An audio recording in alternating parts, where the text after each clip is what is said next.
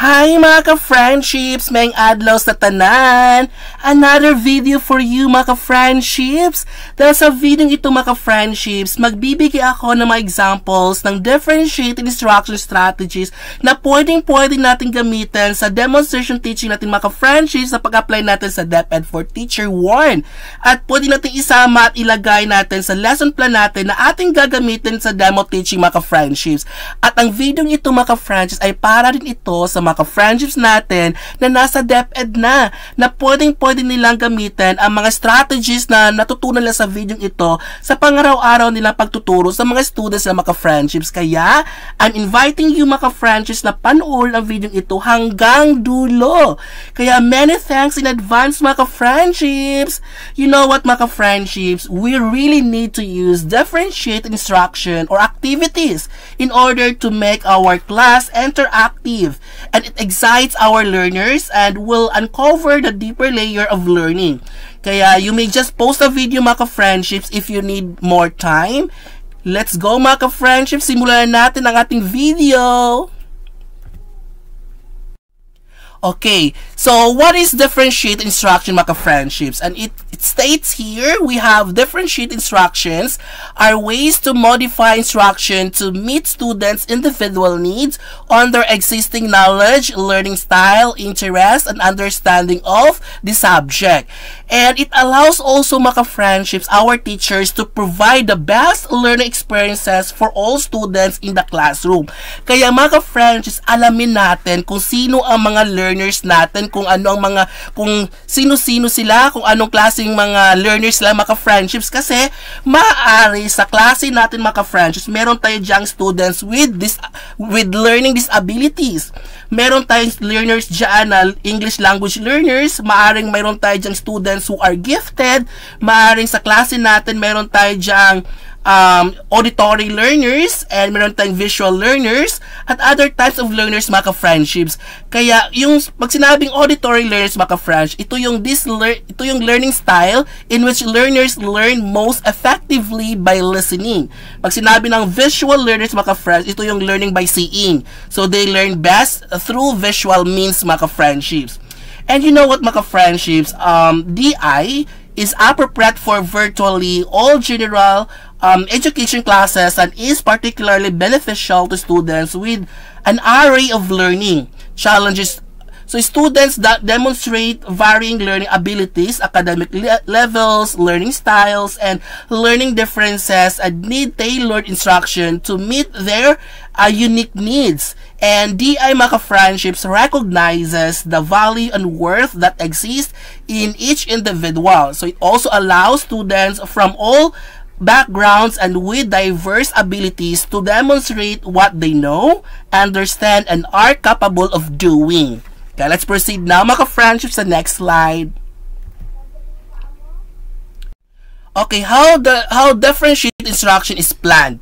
Mga ka-friendships, the core of differentiated instruction is flexibility in content, process, and product based on students' strengths, needs, and learning style mga ka-friendships. So pag sinabing content, yun yung pinakauna nating pag-uusapan mga ka-friendships, what they learn mga ka-friendships. It's what students are to master or to learn from the instruction. And the next natin pag-usapan mga ka-friendships ay ang process, how they learn. So how the students must complete the learning content. And then the last natin mga ka-friendships na differential instruction pag-usapan ay product, how they demonstrate what they learned. So how the learning is demonstrated or observed by the students or our learners mga ka-friendships. So let's now continue our tutorial. Okay, dito mga ka-friendships, una natin pag-usapan ay ang content. So, what they learned, what knowledge and skills students need to acquire. So, marami tayong makikita dito mga ka-friendships sa slide na to, mga pictures. So, ito mga ka-friendships ay mga strategies to teaching style, paano tinuro ni teacher ang lesson sa students. Kasi mga ka-friends, maaaring na-discover na ni teacher, alam na niya kung ano yung mga klaseng learners meron siya. So, pwede siyang sa mga auditory learners, mga ka-friends, pwede siyang magpakinig ng video or magpa-watch ng movies, ganon, creating artwork, yung mahilig sa mga arts, mga ka-friendships, yung mahilig naman sa mambabasa, pwede siyang bigyan ng reading article, completing puzzles, listening to your teacher. Ito yung discussion mga friends kung mahilig sila mag discussion mga friends ang mga students. So in the content area, each child mga friends is taught the same curriculum but it may be quantitatively or qualitatively different. So same lang po ang lesson or topic na tinuro ni teacher pero iba-ibang ways or strategy na ginamit ni teacher kasi depende kasi siya sa students niya. Kailangan po mga friends, tayo po ay mag-adjust, tayo ay alamin kung anong kailangang learning style ang meron ang bata mga friends para matutunan niya ang lesson.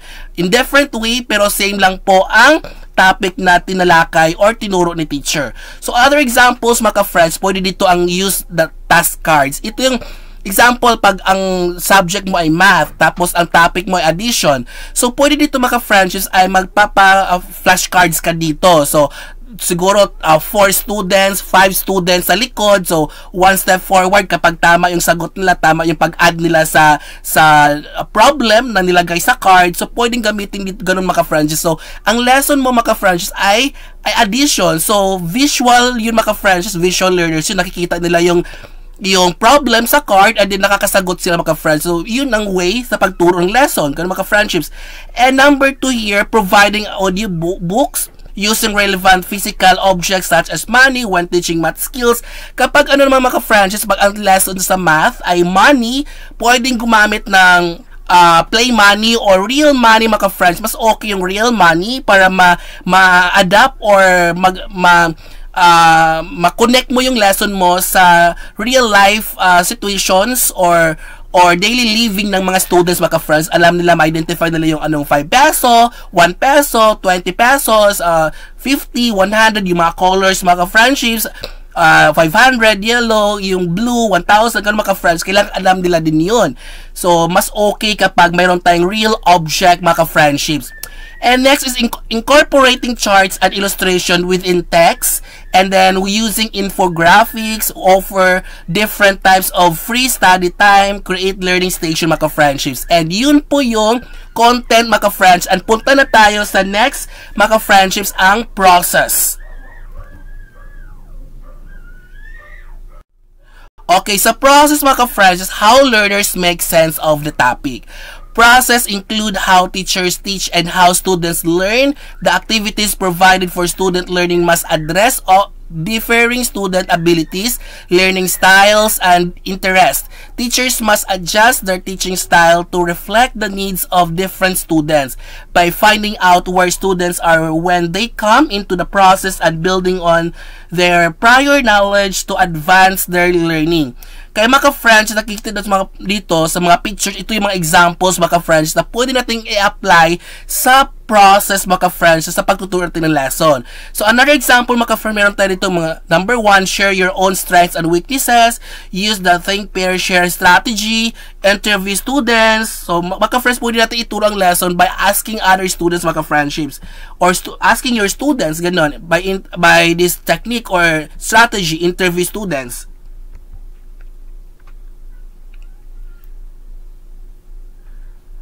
Okay, another example mga friends is a process, how they learn the topic. So, one, we have here, run literature circles. We have offer different types of free study time.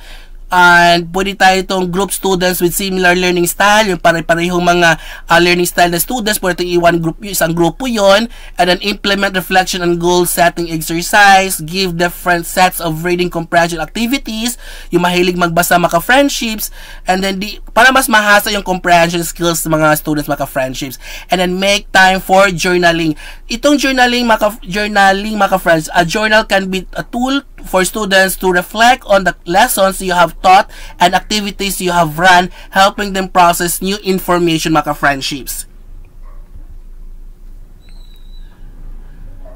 Alright, another examples for process mga ka-French is how learners make sense of the topic. We have here, encourage students to propose ideas of their projects, analyze your different shaded instruction strategies on the regular basis, and teach up. And we have last year, assign open-ended objects project rather mga ka-friendships. So let's now proceed. Sa last mga ka-friendships ay ang product. Before sa product mga Francis, we have last year additional activities mga Francis sa process, how they learn the lesson or the topic, so learners make sense of the topic. So 1 year brainstorming mga Francis is also good, and then roll out playing and interviews, nabanggit ko na kanina, getting students to act out of scene, situation analysis, visualization, imaginary exercises, random oral recitation, simulation game, concept mapping, KWL chart, and giving both spoken and written directions to task mga friendships. Alright, so nandito na tayo sa last mga friendships sa differentiated instruction strategy, which is product mga friendships. How they demonstrate what they learned, how much the students learned mga friendships. So dito, it is the way the students demonstrate what they have learned, and it must reflect students' learning style and abilities. So differentiation by product or response must also acknowledge, respect, and value the various ways that students may respond to an activity. But unfortunately, written work is still the predominant mode used by teachers for receiving feedback. And teachers here, mga friends, can differentiate the product of the lesson by asking some students to teach another student how to complete the object of the lesson, or to use the specific learning outcome to complete an authentic task. And this can be comparable evidence of success and achievements, mga friendships. Okay, to differentiate instruction mga friends, just remember effectively how to differentiate this effectively. Remember that teachers should identify students' readiness levels, modify the instruction content, process, and product, and enhance both collaborative learning and autonomous learning mga friendships. And it is evident mga friends that all learners are different, and this creates the needs for all teaching to be differentiated and to capitalize on multiple intelligences, which allow a wider range of students to successfully participate in classroom learning. Successful practice with the use of differentiated instruction produce students who have a higher sense of self-efficacy, engagement, and passion for learning. In view of the fact that students varied tremendously in interests, abilities, and learning styles, differentiated instruction is recommended as teachers' lifeline to success in the classroom, and it should be readily available and viewed as a useful teaching strategy in today's school. So why differentiated instruction, mga friendships? Classrooms are filled with students who have different needs, come from different educational backgrounds, have different attention spans and interests, have different language abilities, and have different cultural backgrounds. Kaya mga friendships, mas okay at maganda talaga na alam natin paano gamitin ang differentiated instruction strategies para makater natin ang lahat ng needs ng mga learners natin. Kasi mga friends, alam kong iba-iba ang learners natin sa klase natin. Kaya kailangan natin i-discover, alamin kung sino at ano-anong mga learning styles ang meron sila, at ano-anong dapat na strategy na pwede natin gamitin para matutunan nila ang lesson, mga friendships. Okay, yun lamang po mga friendships. Thank you so much, and please don't forget mga friendships, baka hindi ka pa nakapag-subscribe, please subscribe and click the notification bell para pag mag-upload ako ng video, ma-notify kayo mga friends. And bigyan nyo naman ng like ang video nito mga friends, and share na din sa mga friends natin, baka kailangan nila ang ganitong klaseng video. Thank you so much. Bye!